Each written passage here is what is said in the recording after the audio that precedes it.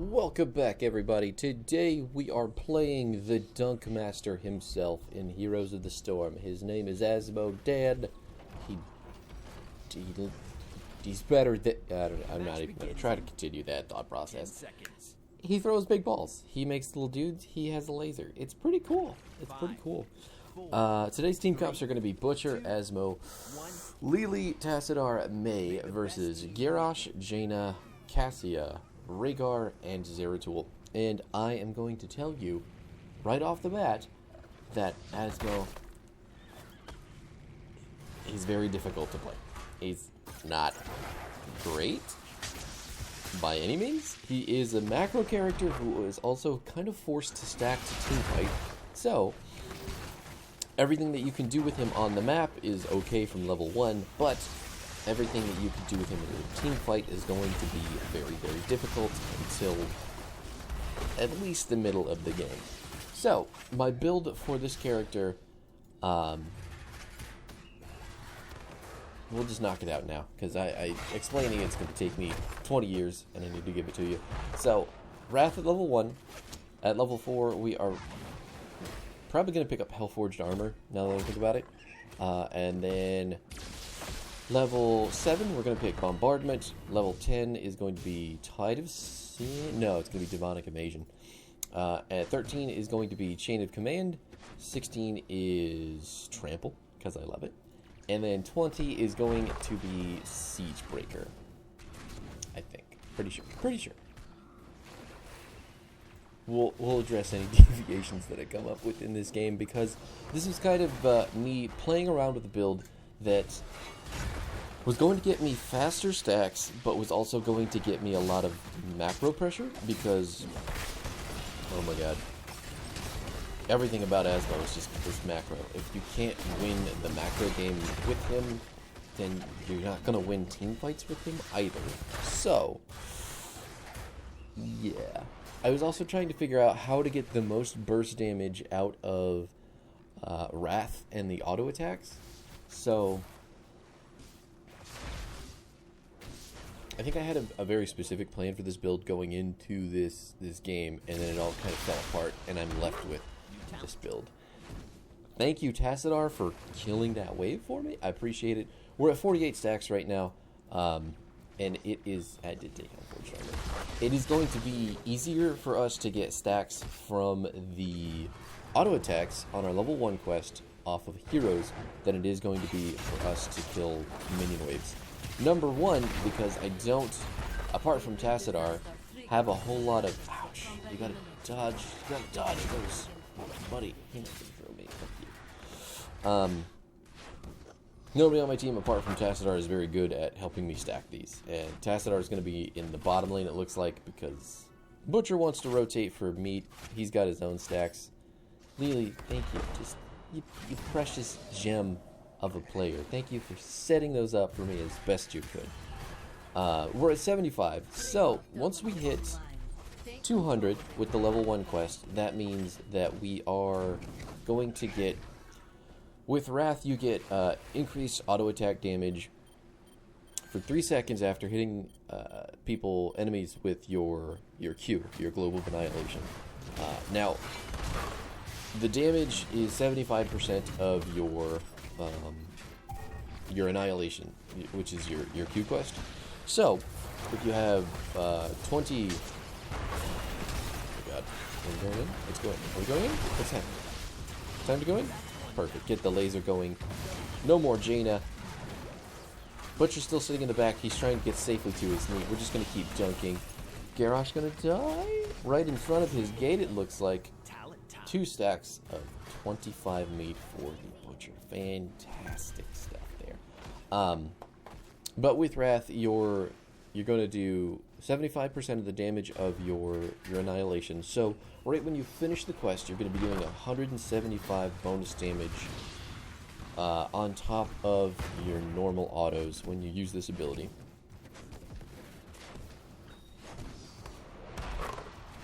And it's only for one auto. So it's not multiple auto attacks on the same target if they have that debuff on them, but Yeah. I mean, even the 1 is pretty nuts, considering how much auto attack damage do we do? 116 at the moment, so add 175 onto that. That's pretty good. That's right around 300-ish. Wow, people just dying while Zeratul and I are soaking lanes. I'm going to use my big-ass health bar to get in here.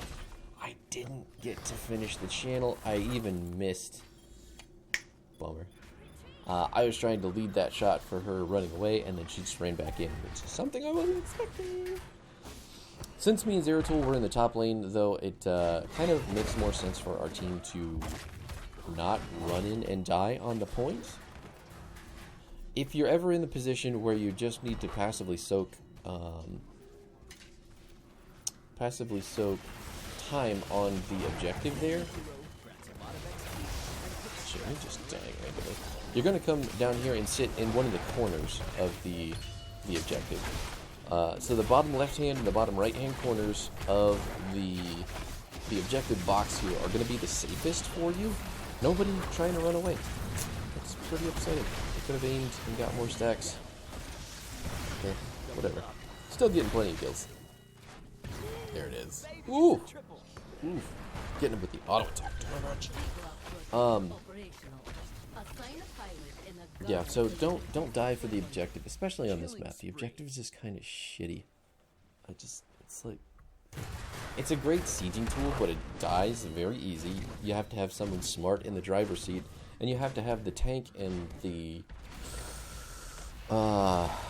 in the pilot or in the gunner seat so that they can hop in and out of the thing to keep doing stuff, right? It's so difficult to know all of this stuff for the robot, but the robot loses a lot of power because just you need a like a fucking beginner's course on using the robot. But anyway, so right now we're just using our abilities on the building because the more that it's losing health, the better that we're going to be able to take it down later on in the game.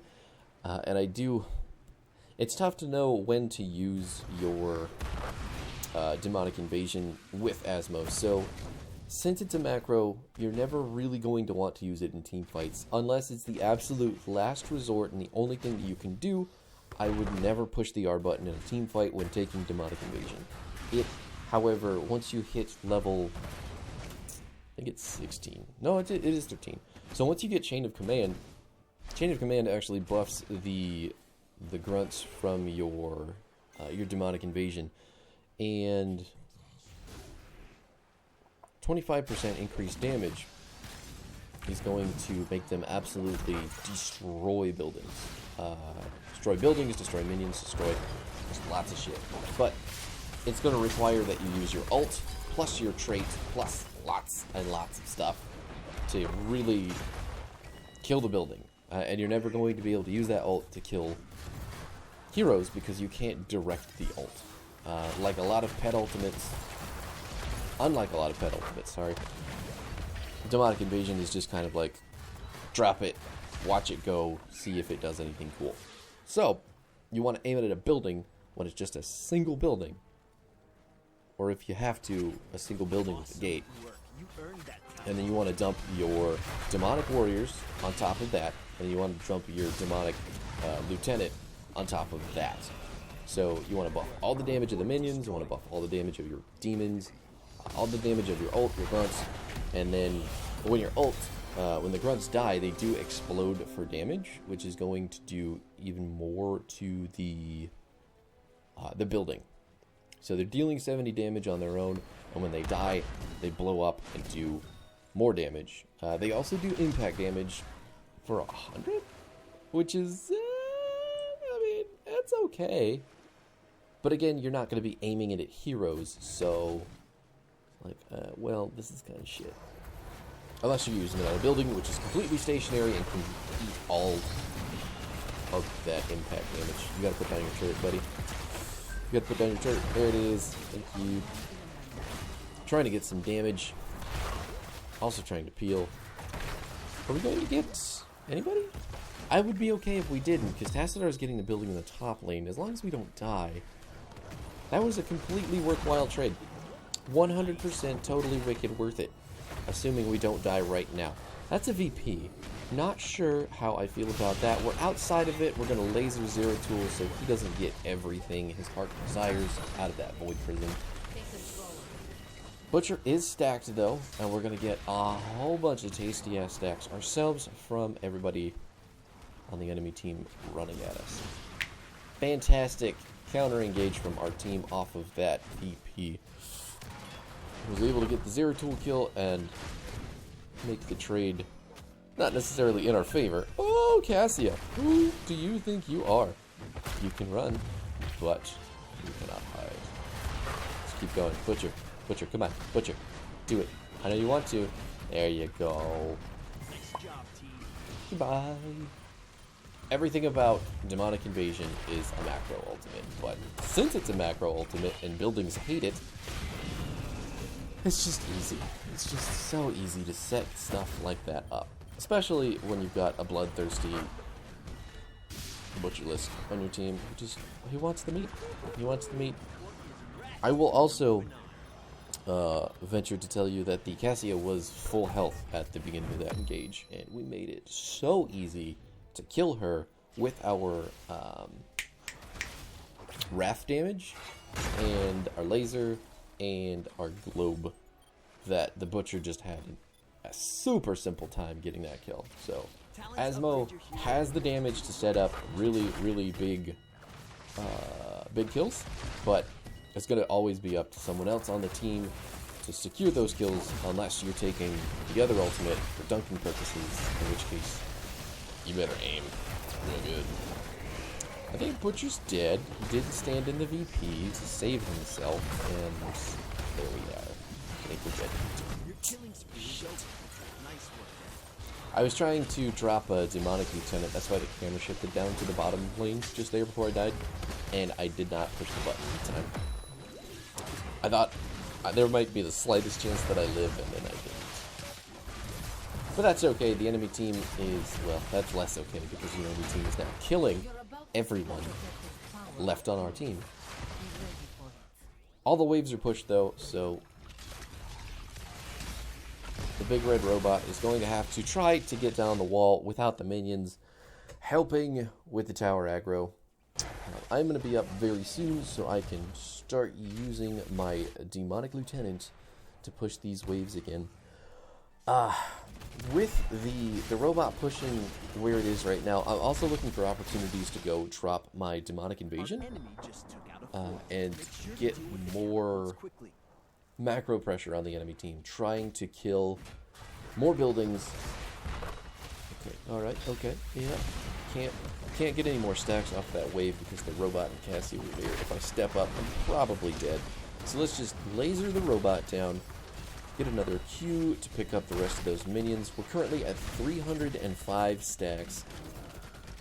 So every time that we hit our Q on someone and then we auto attack them, we're going to be dealing an additional 2...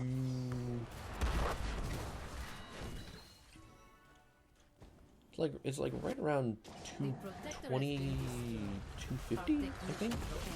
I'm bad at math, especially in the blink of an eye like this. Got the laser on Zero Tool, he's going to eat all of the damage.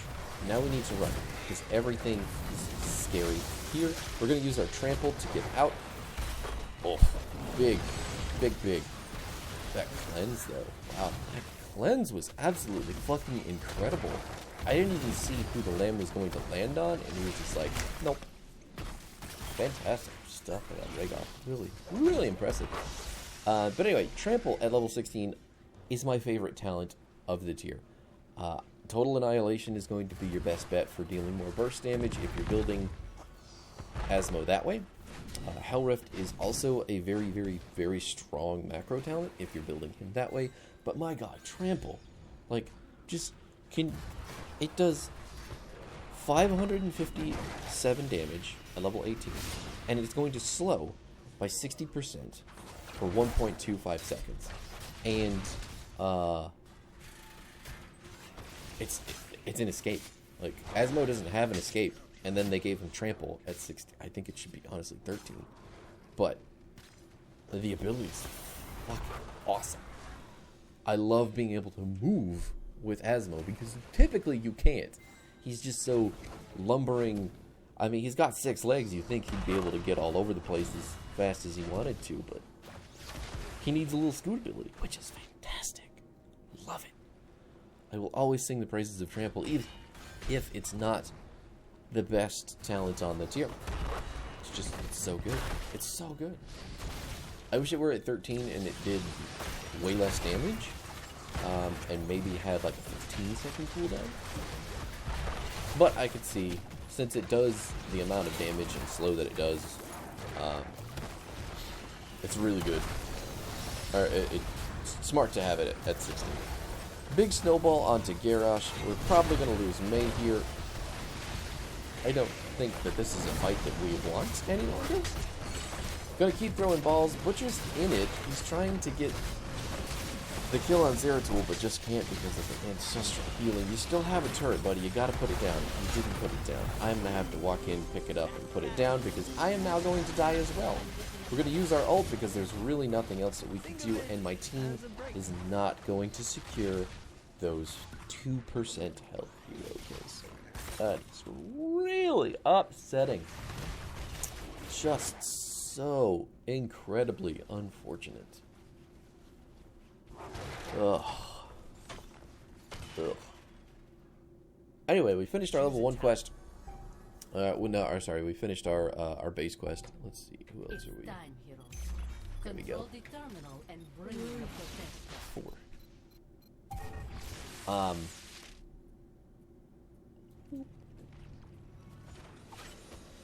So this quest Annihilation here, since we finished it, we now have the option to take Pride at level 20 if we want to.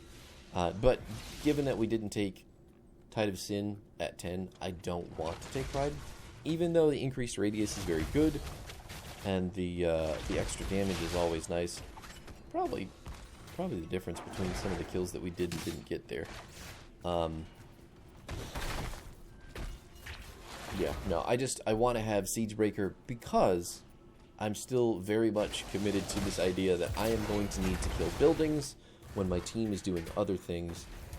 Because of situations like this, the enemy team is going to get that robot. There's not anything that we're really going to be able to do about it because the top lane's pushed in, and we don't want them to go and take that for free. Now, the robot is going to push in the bottom lane. We have 3 people down there plus a fort. So, what do I want to do here, you ask? Let me tell you, baby birds. Let me feed you that information. That's a catapult. That's a minion wave. That's a whole bunch of grunts that are attacking a fountain, which is really sad. I probably should have killed the fountain so they focused the keep. But,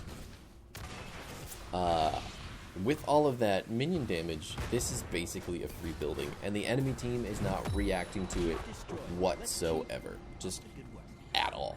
So, we're going to get that free keep, we're going to get a shitload of push, and we're going to have May die in the bottom lane for some reason. I don't know why. I don't know why you would die to the robot, period, but there's 5 people down here now.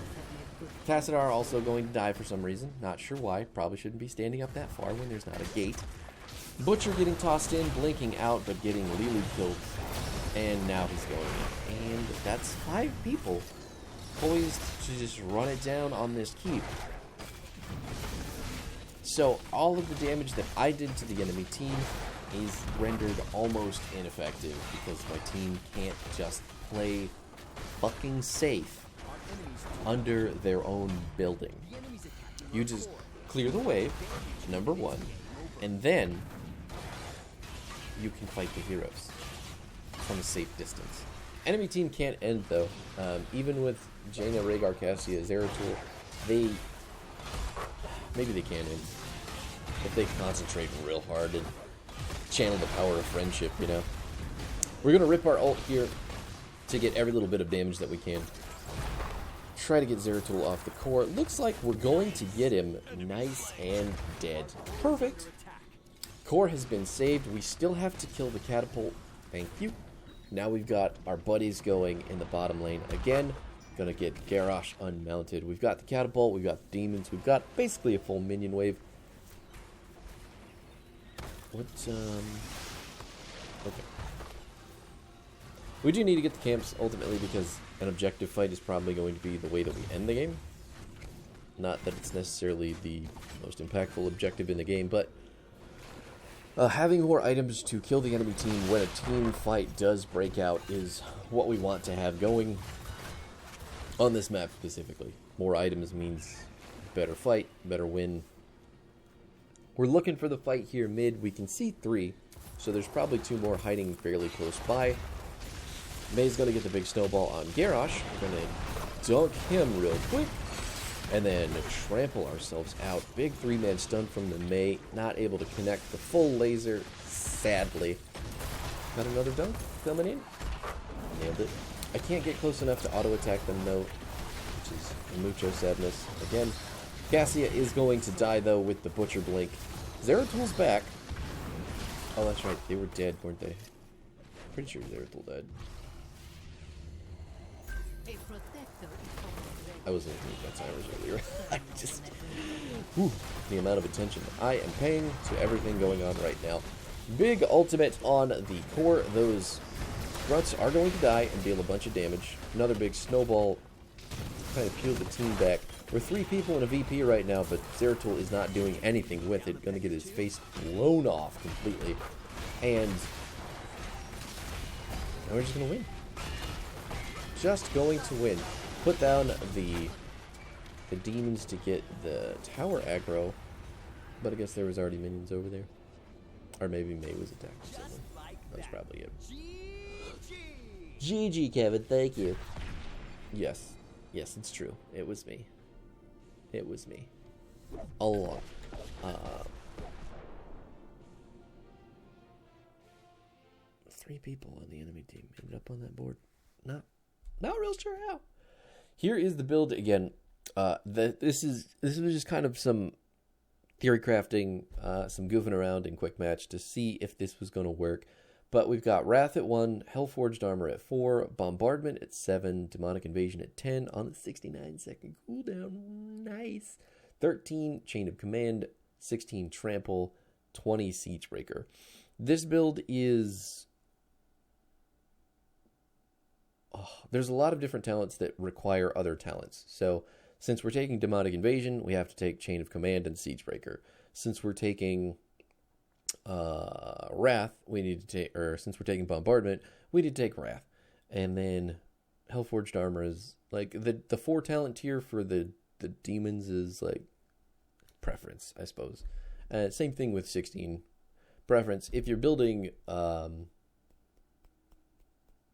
I think it's called Tide of Sin, the other ultimate, you'll take Globe of Annihilation upgrade at 16, which is the 4% health damage, to really send it home. But a lot of these talents for Azmo hinge upon the other talents. So we've got a couple different things going on, but they all link up with each other for the ultimate playstyle. Because we built Bombardment and Wrath, we were able to do team fight damage that wasn't, pathetic like it normally is if you're building macro Azmo, which is nice. It's very, very good to be able to auto attack people and actually do damage and dunk and do damage. It's fucking amazing. And then we still have all the macro power with Demonic Invasion and Siegebreaker, and even an escape with Trample if we're getting collapsed upon while we're trying to do our macro ninja stuff. So, all that being said, I'm not sure if this is a good build, a bad build, whatever the case may be, but give it a shot. Let me know what you think. I really enjoyed it, honestly, and I'm MVP, so, tell me what's bad about this. Kappa. Anyway, thanks for watching. Feel free to like, comment, subscribe your heart out. I'll be back tomorrow with something you're probably going to expect even less than Azmo. It also has an AC